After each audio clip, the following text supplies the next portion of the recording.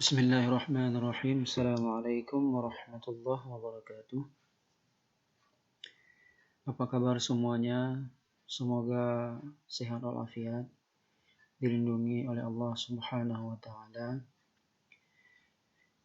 Hari ini saya akan menjelaskan materi tentang bagaimana menulis landasan teori dalam penelitian.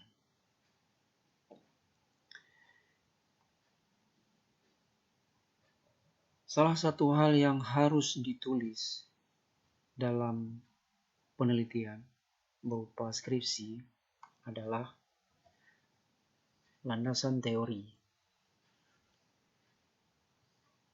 Ada yang menyebut landasan teoretis, ada yang menyebut kajian pustaka, ada yang menyebut kajian teori.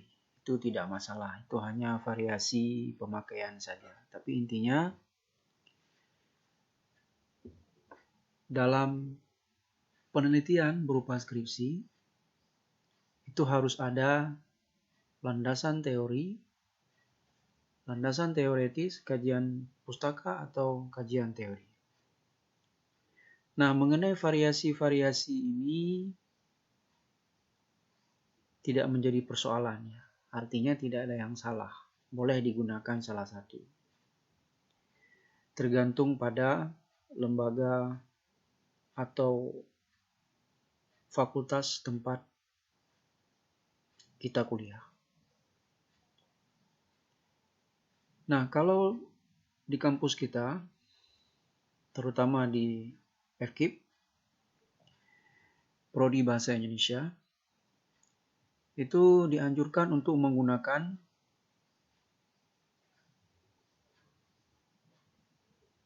landasan teori. Ya, dianjurkan untuk menggunakan landasan teori atau kajian pustaka. Jadi, pilih salah satu, landasan teori atau kajian pustaka. Nah, kalau mau menggunakan landasan teoretis, kajian teori juga tidak masalah ya. Tapi supaya seragam, gunakan landasan teori atau kajian pustaka. Nah, landasan teori atau kajian pustaka ini, dia posisinya ada di bab 2. Setelah kemarin itu di bab 1 ada yang namanya latar belakang, rumusan masalah, kemudian manfaat penelitian, kemudian tujuan penelitian, lalu manfaat penelitian, kemudian hipotesis penelitian, kalau dia itu penelitian kuantitatif. Kemudian ada definisi operasional, itu di bab 1. Nah, di bab 2 ada yang namanya landasan teori atau kajian pustaka. Jadi seperti yang saya sebut tadi, gunakan salah satu. Boleh pakai landasan teori, boleh pakai kajian pustaka.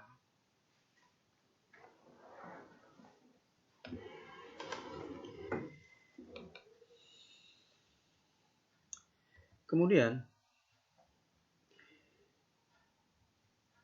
di dalam setiap penelitian itu wajib ada landasan teori ini. Tidak boleh tidak, harus. Ya. Karena landasan teori ini merupakan ciri keilmiahan suatu penelitian. Jadi kalau kita meneliti sesuatu, harus diperkuat dengan teori. Kalau kita meneliti sesuatu tapi teori tidak ada, itu namanya tidak ilmiah.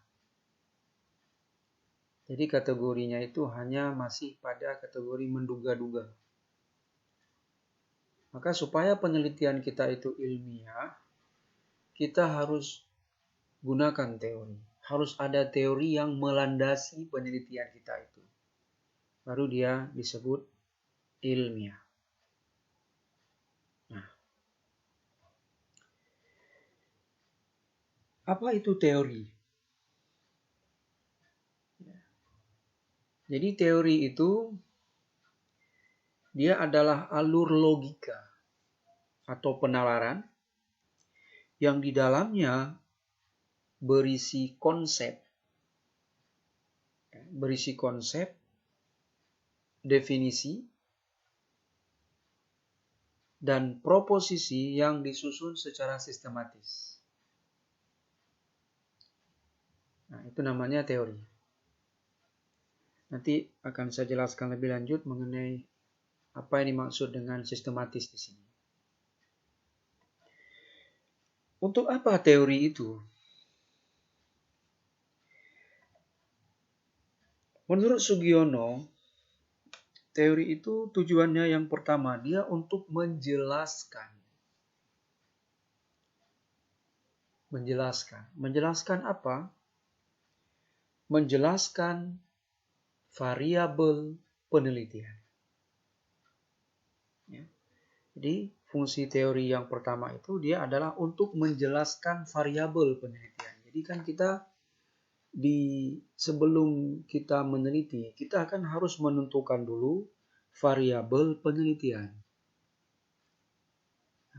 Apa itu variabel penelitian? Variabel penelitian itu adalah suatu objek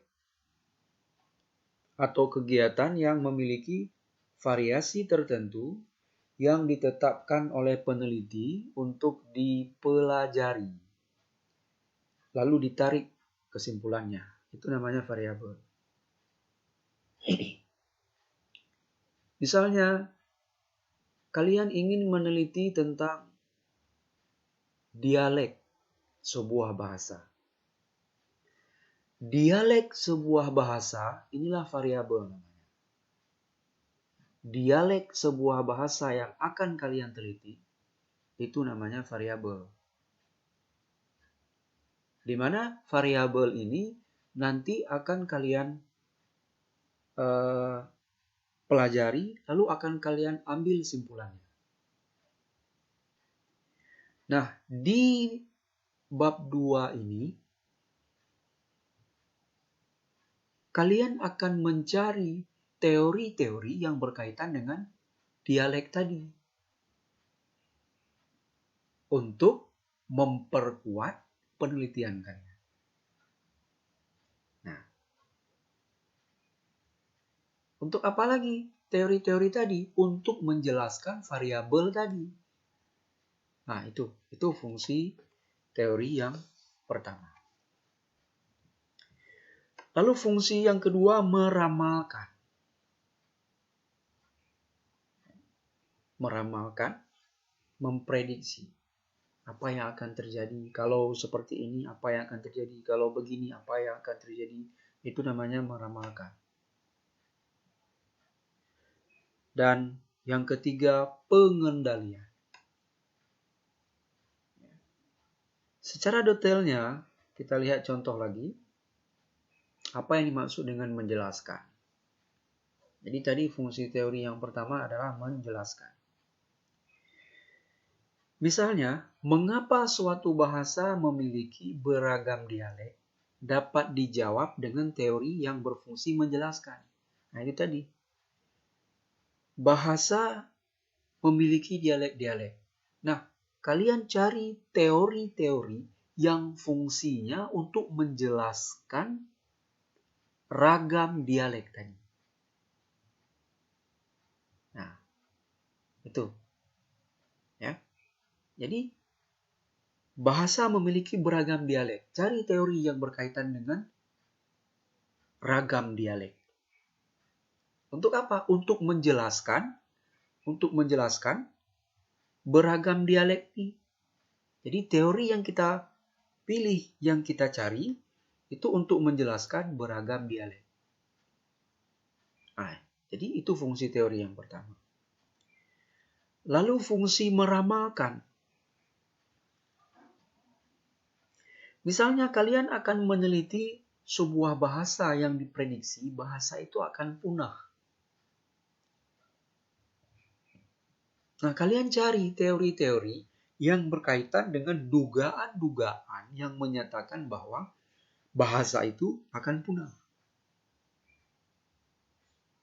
dugaan-dugaannya apa, bukti-buktinya apa. Nah, itu kalian cari. Untuk apa? Untuk meramalkan kapan sebuah bahasa akan punah. Cari teori-teori itu. Ada tidak teori-teori, teori ini mengatakan bahwa bahasa ini akan punah di waktu sekian tahun, di waktu sekian puluh tahun. Cari teori-teori yang berkaitan dengan itu. Kemudian pengendalian.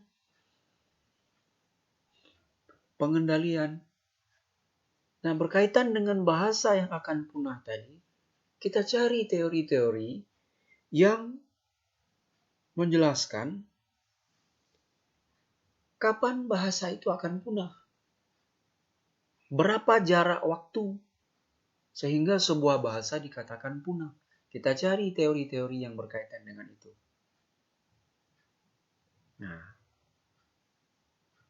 jadi itu 3 fungsi teori.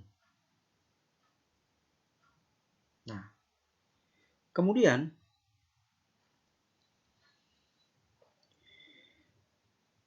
Cooper dan Sandler mengatakan fungsi teori yang pertama adalah untuk mempersempit atau membatasi ruang atau kawasan dari fakta yang akan kita pelajari. Maksudnya begini, misalnya kita akan meneliti tentang dialek tadi.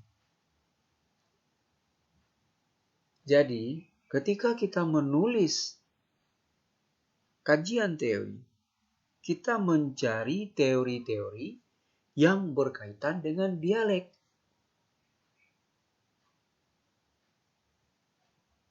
Ya, kita cari teori-teori yang berkaitan dengan dialek. Hanya teori-teori yang berkaitan dengan dialek. Tapi teori-teori yang tidak ada kaitan dengan dialek tidak perlu dimasukkan di kajian teori. Nah, itu maksud membatasi ruang atau kawasan dari fakta yang akan kita pelajari. Misalnya kita akan meneliti kesalahan berbahasa oleh siswa SMA. Nah, teori-teori yang kita cari itu adalah teori-teori yang berkaitan dengan kesalahan berbahasa. Jangan cari teori pengertian bahasa, pengertian ejaan, jenis-jenis ejaan, tidak ada hubungan. Nah, itu ya. Jadi, itu yang dimaksud dengan membatasi, mempersempit. Kita lihat fungsi yang kedua. Fungsi yang kedua adalah teori itu menyarankan sistem pendekatan penelitian yang disukai untuk mendapatkan makna yang sesungguhnya.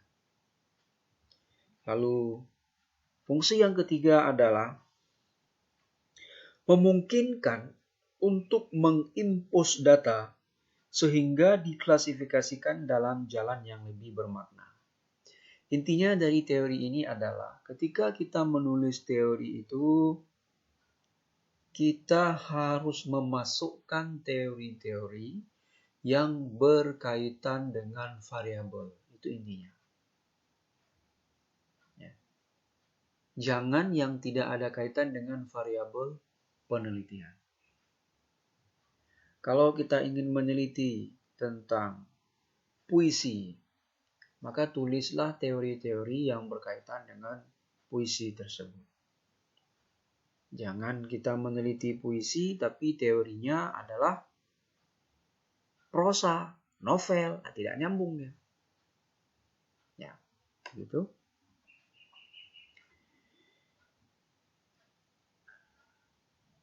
Kemudian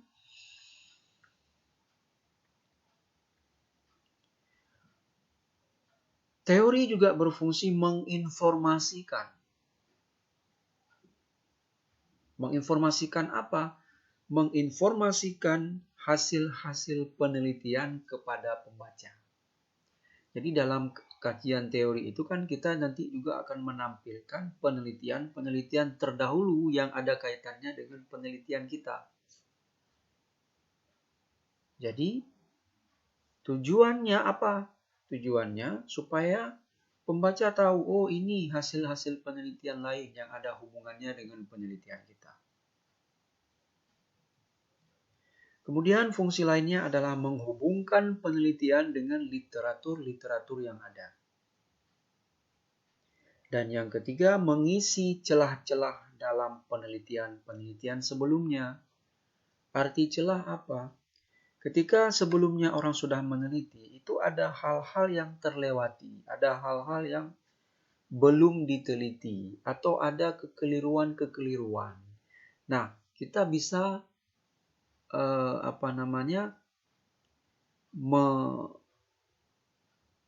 mengkritik atau meneliti kembali. Kita bisa meneliti kembali penelitian tersebut dan kita nyatakan bahwa hasil penelitian tersebut ada kekurangannya. Nah, itu tujuannya ya, kita mengisi celah-celah dalam penelitian sebelumnya.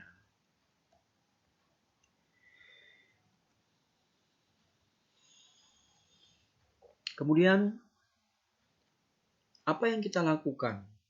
Atau langkah-langkah apa yang perlu dilakukan dalam kajian teori?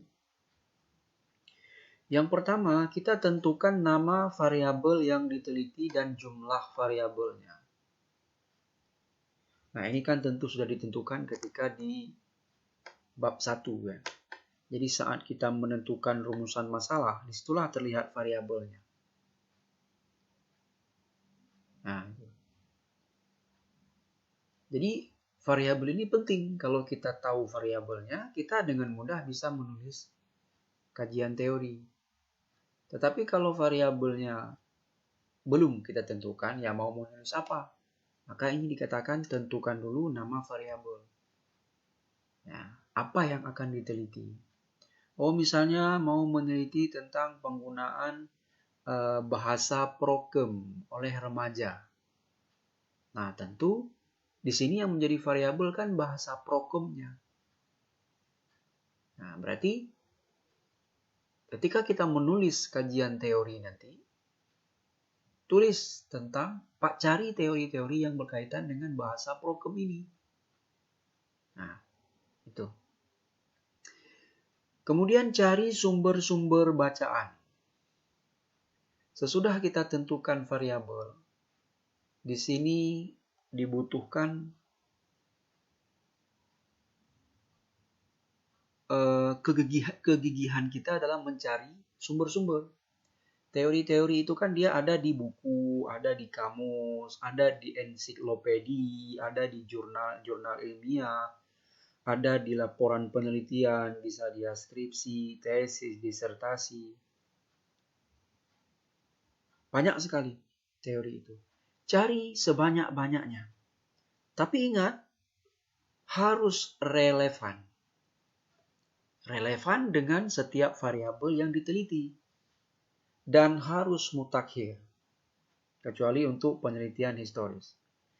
Jadi, sesudah kita tentukan variabel tadi, kita cari teori-teorinya. Cari di buku, cari di kamus, cari di ensiklopedi, cari di jurnal ilmiah, jurnal laporan penelitian, ya. Bisa berupa skripsi, tesis, disertasi. Cari sebanyak-banyaknya. Tetapi harus relevan dengan variabel. Artinya itu tadi yang saya sebutkan, ketika kita mau meneliti tentang puisi, berarti teori yang kita cari itu adalah teori-teori tentang puisi, hasil-hasil penelitian tentang puisi. Dan yang perlu diingat satu lagi adalah mutakhir. Mutakhir ini artinya sumber-sumber bacaan itu terbaru.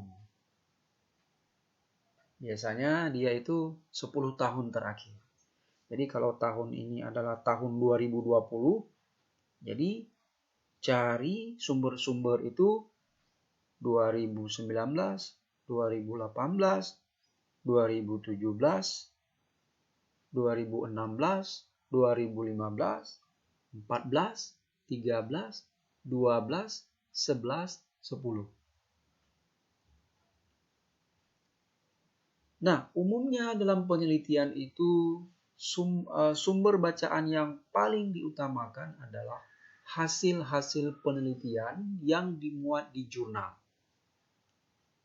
Jadi, cari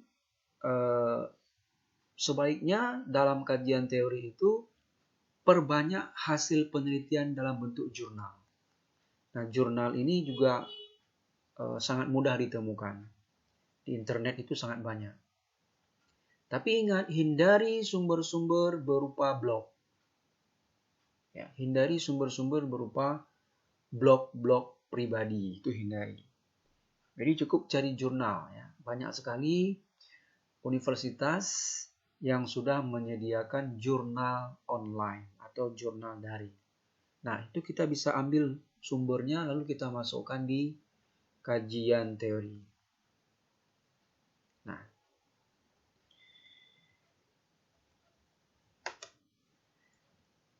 kemudian ketika kita sudah dapat sumber bacaan tadi, kita gunakan ketika membaca itu gunakan sistem skimming dan scanning.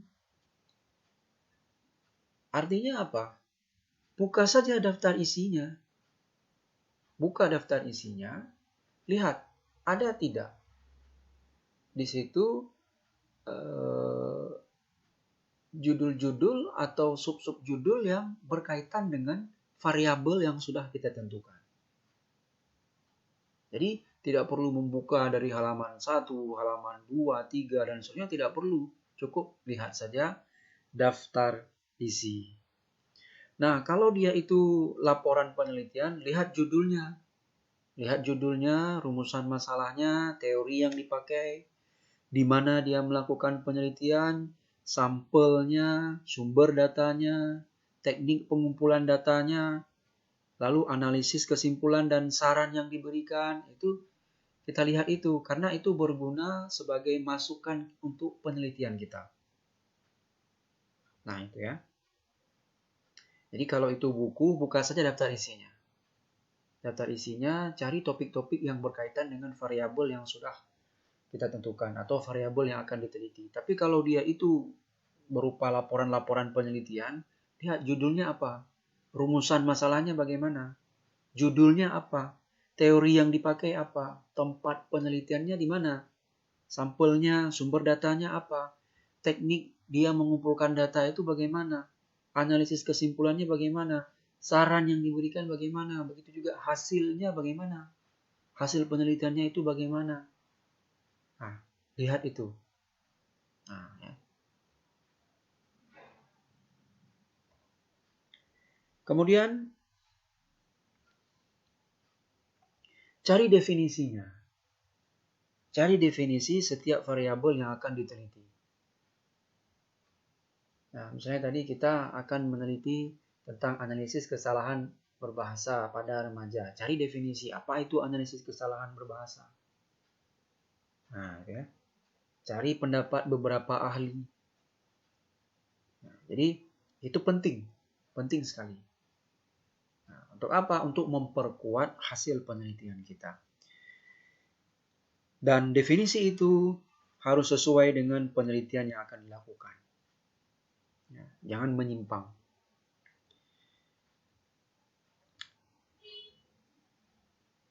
Kemudian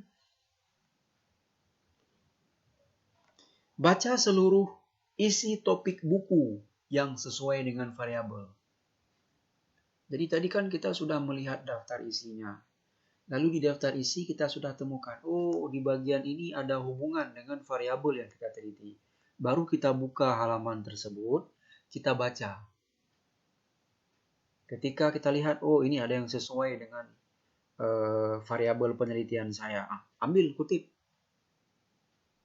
Nah, itu maksudnya ya. Jadi baca seluruh isi topik buku yang sesuai dengan variabel yang akan diteliti. Kemudian sesudah kita menemukan teori-teori tadi, kita selanjutnya deskripsikan. kita deskripsikan dengan bahasa sendiri. Jadi jangan mengutip mentah-mentah, copy paste, jangan. Tapi kita bahasakan dengan bahasa sendiri. Nah, ada teori, kita pelajari, kita baca dengan baik, lalu bahasakan dengan bahasa sendiri. Tentu dengan menyebutkan nanti sumber, kita mengutipnya dari mana. Saya rasa ini sudah kita pelajari di teknik penulisan kutipan. Ya. Jadi intinya adalah baca, pelajari teori-teori tersebut, ya, kemudian tuangkan di kajian teori.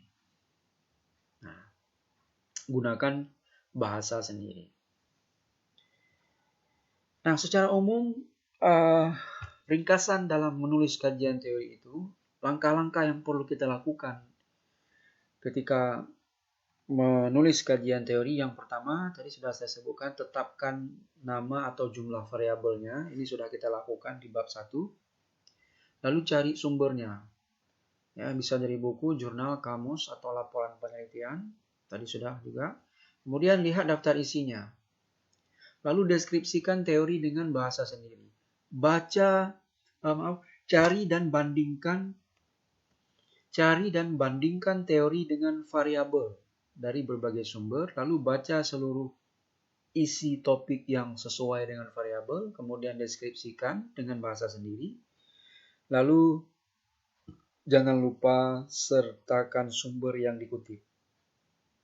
Nah, harus ada sumber dia, tidak boleh tanpa sumber. Kalau tidak ada sumber, itu namanya plagiat. Nah, dan tidak ilmiah namanya kalau tidak ada sumber.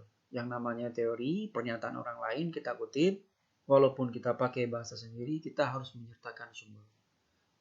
Menurut si Fulan, tahun sekian, halaman sekian, bahasa adalah, itu namanya mengutip. Ya, saya rasa ini sudah sangat jelas dulu di teknik penulisan karangan ilmiah dan di menulis. Kalau sudah lupa nanti diingat lagi, dipelajari lagi materi-materi tentang teknik pengutipan. Ini adalah contoh untuk bab 1. Misalnya kita akan meneliti dengan judulnya Analisis Diksi dan Gaya Bahasa dalam Iklan Barang dan Jasa pada Koran Serambi Indonesia edisi April sampai dengan Juni 2019. Ini hasil penelitian kakak letting kalian. Nah, mana variabel di sini? Variabel di sini ini ya, diksi dan gaya bahasa, kemudian iklan barang dan jasa. Ini variabel. Jadi kemudian yang ketiga adalah ini ya, Koran Serambi Indonesia. Jadi di sini ada 3 variabelnya. Nah, ketiga-tiga hal ini wajib kita buat di kajian teori. Ya, wajib kita masukkan teorinya di bab 2 ini. Nah, ini sebagai contoh apa saja urutan yang ada di bab 2 ini. Yang pertama, pengertian diksi. Ya, ini ya. Pengertian diksi. Kemudian syarat-syarat diksi. Lalu karena kita juga melihat gaya bahasa, jenis-jenis gaya bahasa. Karena kita juga melihat iklan, berarti tulis iklan, tentang iklan, definisinya, jenis-jenisnya mungkin. Kemudian karena kita juga menulis tentang surat kabar, maka gunakan surat kabar, tulis tentang surat kabar. Lalu karena kita juga tentang iklan, menulis tentang iklan, tulis ciri-ciri bahasa iklan. Nah, ini kan semuanya ini ada kaitan dengan diksi dan gaya bahasa, iklan barang dan jasa, Koran Serambi Indonesia. Ada kaitannya. Jadi alur logika sistematis. Alur logika, maksud alur logika di sini dan sistematis maksudnya ini, berurutan. Berurutan. Mutakhir, maksud mutakhir di sini adalah teori yang kita ambil di sini seperti yang saya sebutkan tadi minimal 10 tahun terakhir. 10 tahun terakhir dan utamakan untuk mencari teori-teori di hasil penelitian dalam bentuk jurnal. Kemudian relevansi. Relevansi ini artinya adalah dia ada kaitannya dengan variabel yang kita teliti. Ini gambaran umum tentang bab 2. Ya. Jadi kalau begini variabelnya jangan kita tulis nanti bahasa adalah, nggak ada hubungan dia. Walaupun memang ada hubungan, diksi ini kan bagian dari bahasa, tetapi ketika kita menulis tentang bahasa itu terlalu luas, cakupannya terlalu luas. Jadi langsung ke intinya. Kalau kita menulis tentang diksi, ya gunakan diksi. Apalagi kalau kita pakai atau kalau kita cari teori lain, misalnya kita menulis tentang diksi dan gaya bahasa, kita masukkan di situ teori pragmatik, teori analisis kesalahan berbahasa, tidak ada hubungan, tidak relevansi. Nah, maka relevansi itu sangat penting. Kemudian selain relevansi apa? Utamakan sumber kepustakaan primer. Mana sumber kepustakaan primer? Hasil penelitian. Jadi utamakan teori-teori yang kita ambil itu adalah dari teori hasil penelitian. Di mana dia bisa kita lihat? Di dalam jurnal.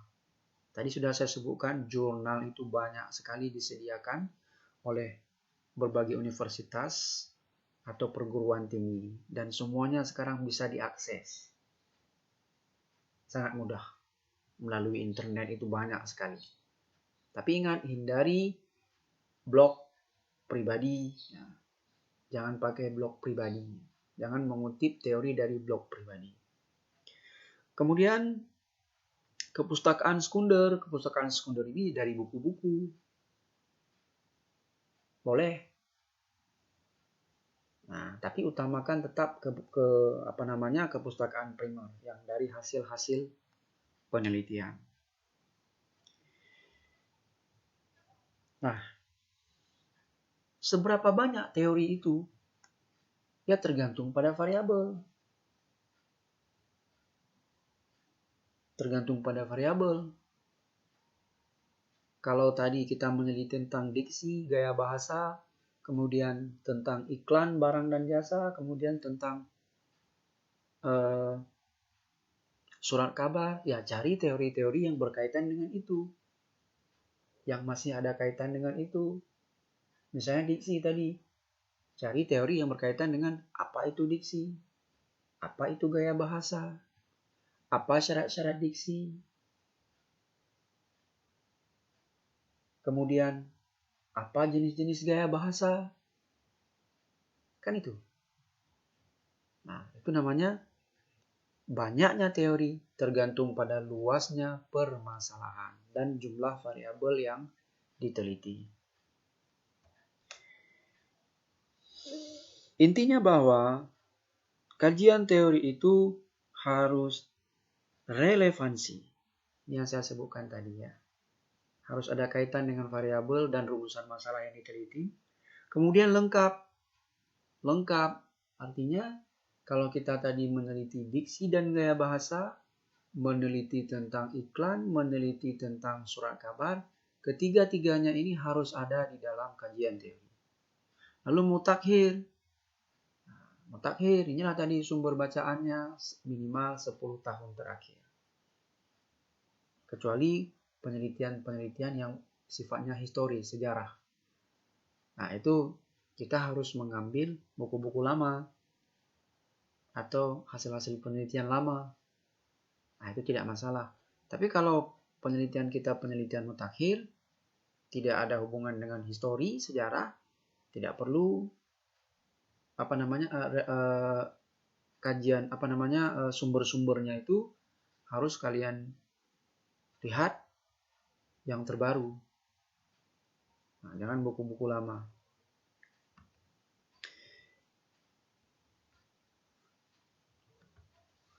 Oke. Kemudian di dalam kajian teori itu sering di subjudul tersendiri ada yang namanya penelitian terdahulu.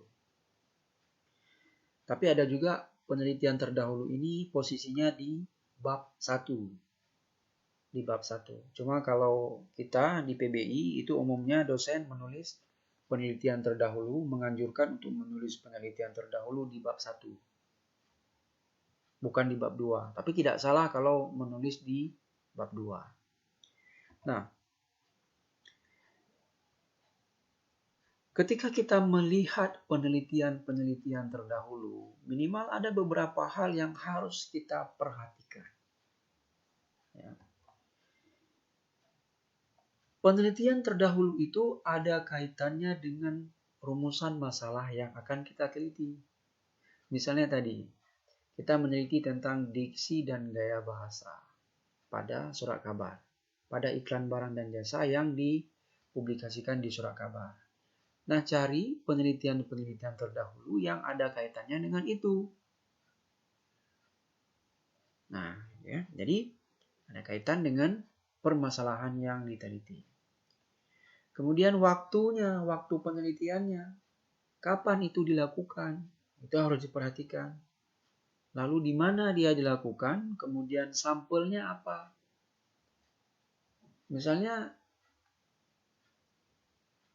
sudah ada penelitian yang tadi, ya, penelitian diksi dan gaya bahasa, dia melakukannya dia meneliti pada koran Serambi.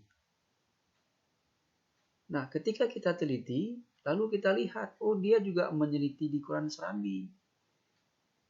Dan kita ingin meneliti diksi dan gaya bahasa juga di koran Serambi juga. Nah, ini jangan teruskan penelitiannya. Karena memang sama. Tidak perlu diteruskan. Nah, itu ya. Kemudian, metodenya. Perhatikan metode yang digunakan apa. Nah, itu. Kemudian analisis. Analisisnya bagaimana? Lalu simpulannya bagaimana? Itu yang perlu diperhatikan di dalam penulisan kajian teori. Begitu? Intinya adalah dalam menulis kajian teori ini sebenarnya sangat mudah. Nah, panduan yang bisa saya berikan di sini adalah sebelum kita mulai menulis kajian teori, pertama kita lihat dulu variabelnya. Kita meneliti tentang apa, maka kita carilah teori-teori yang berkaitan dengan itu. Yang kedua, buat dulu kerangka karangannya.